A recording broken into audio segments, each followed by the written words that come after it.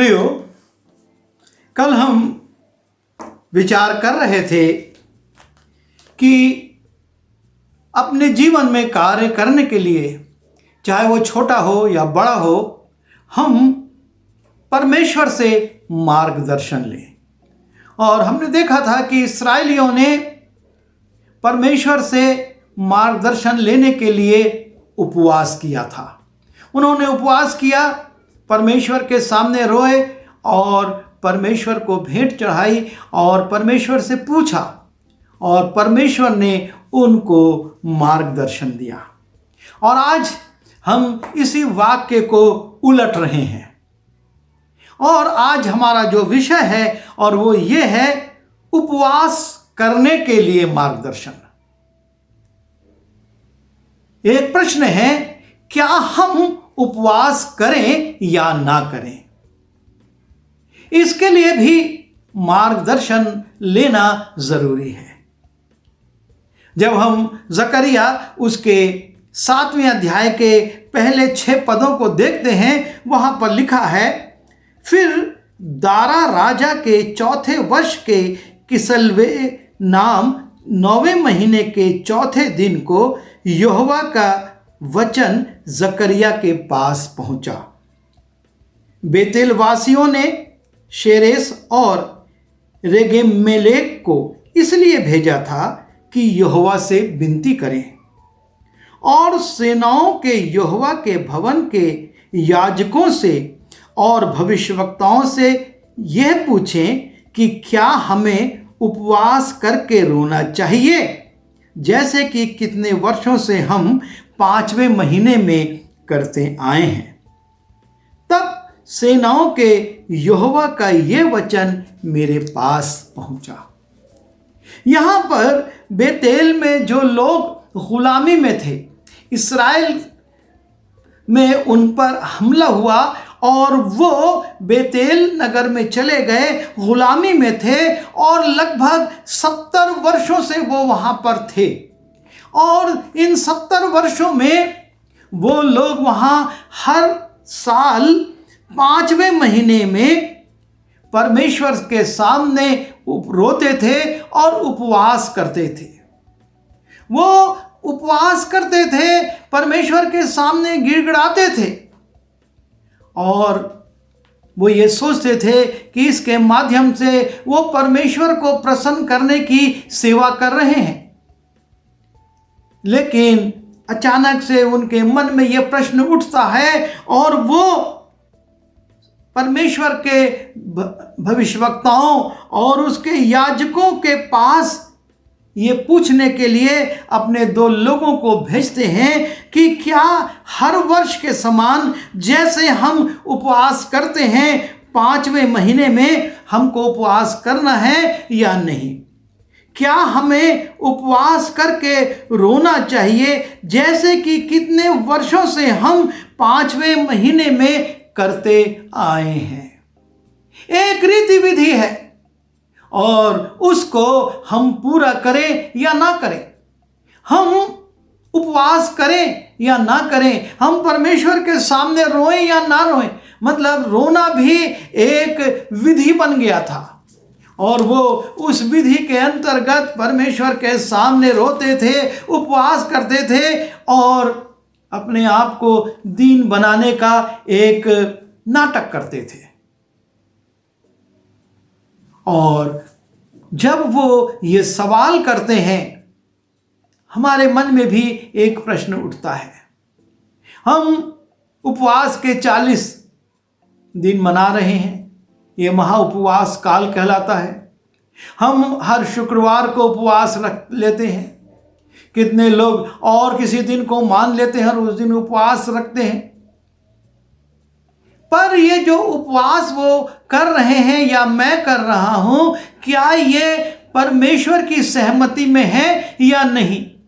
इससे परमेश्वर सहमत हो रहा है या मैं संतुष्ट हो रहा हूं? क्योंकि आज भी स्वयं की संतुष्टता की धार्मिकता मनुष्यों पर हावी है। लोग उपवास करके, लोग परमेश्वर के सामने रोकर प्रार्थना करते समय वो रोने लगते हैं। रोना कोई बुरा नहीं है, लेकिन ये रोना यदि एक रीति विधि बन जाए तो ये सार्थक नहीं है, लाभकारी नहीं है, क्योंकि परमेश्वर तो हमारे मन को देखता है।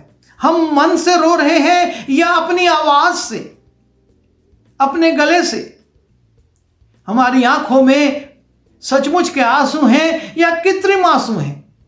और यहां पर ये लोग इसी सवाल को कर रहे हैं, हम तेरे सामने रोएं कि ना रोएं, हम तेरे सामने उपवास करें कि ना करें। मैंने भी इस विषय पर पहले कभी ध्यान नहीं दिया था, पर जब प्रार्थना के बीच में ये विषय आया, मुझको अच्छा लगा कि ये हमारे जीवन का एक आत्म परीक्षण है। हमको अपने जीवन में ये आत्म परीक्षण करना है कि हम जो उपवास कर रहे हैं उसमें परमेश्वर की सहमति है या नहीं। हम जो रोना रो रहे हैं उसमें परमेश्वर को भा रहा है या नहीं, या हम संतुष्ट हो जा रहे हैं। और तब जबकि इन्होंने परमेश्वर के दासों के सामने ये प्रश्न रखा और यहोवा से ये प्रश्न पूछा गया कि हम हर महीने के हर पांचवें महीने में रोएं या ना रोएं, हम उपवास रखें या ना रखें, तो हम 5वें पद में देखते हैं, सब साधारण लोगों से और याजकों से कहे कि जब तुम इन 70 वर्षों के बीच 5वें और 7वें महीनों में उपवास और विलाप करते थे, तब क्या तुम सचमुच मेरे ही लिए उपवास करते थे? परमेश्वर उल्टा प्रश्न कर रहा है। तुम तो 5वें महीने की बात कर रहे हो, तुम 5वें और 7वें दोनों महीनों में उपवास करते हो और विलाप करते हो, पर मैं तुमसे ये पूछता हूं, क्या तुम सचमुच मेरे लिए ही उपवास करते थे? हमसे परमेश्वर पूछ रहा है, तुम जो हर शुक्रवार को उपवास करते हो, तुम जो महाचालीसा मनाते हो, तुम जो नाना प्रकार के दिनों में उपवास करते या विलाप करते, आंसू बहा बहा कर प्रार्थना करते हो, क्या ये मेरे लिए करते या इनमें भी एक संतुष्टता है, एक दिखावट है? क्योंकि हमने इस उपवास काल के प्रारंभिक दिनों में इस विषय पर काफी अध्ययन किया है कि परमेश्वर किस उपवास से प्रसन्न होता है, परमेश्वर कैसा उपवास चाहता है। और तब जबकि जकरिया में फिर से प्रश्न करता है, परमेश्वर क्या तुम सचमुच मेरे लिए ही उपवास करते थे, मेरे लिए ही विलाप करते थे? ये चुनौती ना सिर्फ उस समय के बाबुल में 70 वर्ष से जो गुलाम थे उनके लिए था, लेकिन आपके लिए और मेरे लिए भी है। हम भी शैतान की गुलामी में पड़े हुए विलाप करते और उपवास करते हैं, लेकिन बंधन नहीं टूट रहे हैं, उन्हीं बंधनों में पड़े हुए हैं। क्या कारण है? लिखा है 6वें पद में, परमेश्वर कहता है, जब तुम खाते पीते हो तो क्या तुम अपने लिए ही नहीं खाते और क्या अपने लिए ही नहीं पीते हो? क्या ये वचन जो यहोवा भविष्यवक्ताओं के द्वारा उस समय पुकार कर कहता था, जब यरूशलेम अपने चारों ओर के नगरों समेत चैन से बसा हुआ था और दक्षिण देश और नीचे का देश भी बसा हुआ था? परमेश्वर उनको उन दिनों का स्मरण करा रहा जब तुम चैन से थे, लेकिन तुम अपनी मर्जी से खाते पीते थे, तुम अपने लिए चैन से रहते थे। देश में चैन था और तुमको कोई चिंता नहीं थी, और तुमने उन बातों को जो परमेश्वर चाहता था उनको छोड़ दिया था, और उस कारण ये विपत्ति आई कि तुम अब गुलामी में हो और 70 वर्ष से इस गुलामी में कहरा रहे हो, उपवास रख रहे हो, लेकिन अपने आप को संतुष्ट कर रहे हो। परमेश्वर क्या चाहता है देखना उस बात को है। और तब 8वें पद से लिखा हुआ है, और हम उसको जब देखते हैं 8वें पद से 13वें पद में, फिर यहोवा का ये वचन जकरिया के पास पहुंचा, सेनाओं के यहोवा ने यूं कहा है, खराई से न्याय चुकाना और एक दूसरे के साथ कृपा और दया से काम करना, ना तो विधवा पर अंधेर करना, ना अनाथों पर, ना परदेशी पर और ना दीन जन पर, और ना अपने अपने मन में एक दूसरे की हानि की कल्पना करना। परंतु उन्होंने चित्त न लगाया और हठ किया और अपने कानों को मूंद लिया ताकि सुन ना सके। वरन उन्होंने अपने हृदय को इसलिए वज्र सा बना लिया कि वे उस व्यवस्था और उन वचनों को ना मान सके जिन्हें सेनाओं के यहोवा ने अपने आत्मा के द्वारा अगले भविष्यवक्ताओं से कहला भेजा था। इस कारण सेनाओं का यहोवा ये कहता है कि यहोवा की ओर से उन पर बड़ा क्रोध भड़का और सेनाओं के यहोवा का ये वचन हुआ कि जैसे मेरे पुकारने पर उन्होंने नहीं सुना, वैसे ही उनके पुकारने पर मैं भी ना सुनूंगा। परमेश्वर का क्रोध भड़क गया। क्यों? ये एक दिखावटी धार्मिकता में चले गए थे।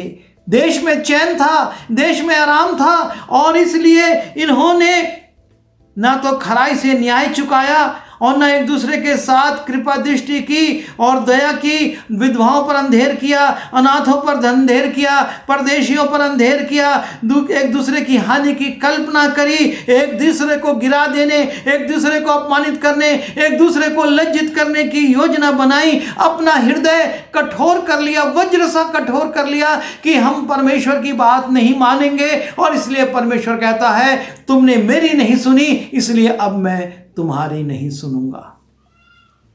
सिर्फ परमेश्वर के सामने विलाप करना या उपवास करना पर्याप्त नहीं है। जब ये पूछते हैं हम अपने 70 साल की उस रीति विधि को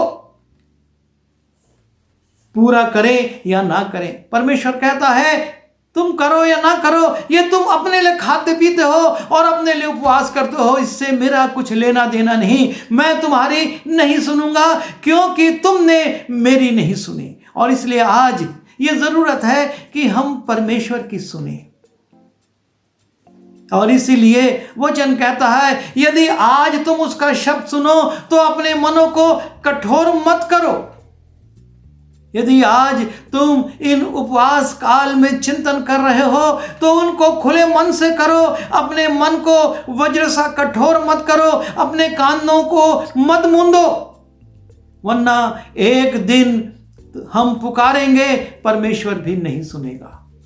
और इसलिए जब ये सलाह लेते हैं कि हम उस रीति विधि को पूरा करें, उपवास की रीति विधि जो 5वें महीने में हम करते थे और तेरे सामने रोते थे, परमेश्वर उसका इनकार कर देता है। परमेश्वर औपचारिक उपवास को नहीं चाहता। परमेश्वर मन की सीधाई और अपनी आज्ञाओं के माने जाने से प्रसन्न होता है। जब हम उसकी आज्ञाओं को मानते हैं और उनका पालन करते हैं, परमेश्वर हमको देखता है और उससे वो प्रसन्न होता है। इसलिए हम इस उपवास काल में उपवास करके संतुष्ट ना हो जाएं। हमने 40 उपवास कर लिए, हम परमेश्वर की इच्छा को जाने, परमेश्वर से अपने संबंध ठीक करें और परमेश्वर की आज्ञाओं को माने, ताकि जब हम उपवास करें तो परमेश्वर को ग्रहण योग्य हो, जब हम प्रार्थना करें परमेश्वर को ग्रहण योग्य हो, जब हम दूसरों के लिए विलाप करें परमेश्वर को ग्रहण योग्य हो, और हमारे जीवन को देखकर परमेश्वर आनंदित हो। आइए प्रार्थना करें। प्रभु जी, हम आपसे निवेदन करते हैं, इस संसार में रहते हुए हम कई वर्षों से रीति विधियों को पूरा कर रहे हैं।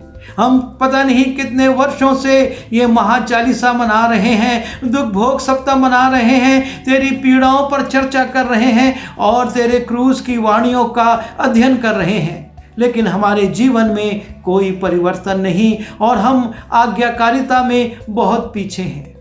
हम विनती करते हैं, हमको न्याय करना सिखा, हमको प्रभु जी बुरी युक्तियां निकालने से रोक, और हम प्रभु जी किसी विधवा या अनाथ पर अंधेर न करें, किसी परदेशी पर अंधेर न करें, और किसी के विरुद्ध बुरी कल्पनाएं न करें, ताकि हमारे उपवास, हमारी प्रार्थनाएं तुझ तक पहुँचें और वो ग्रहण की जाएं। बिनती यीशु मसीह के नाम से मांगता हूँ, आमीन।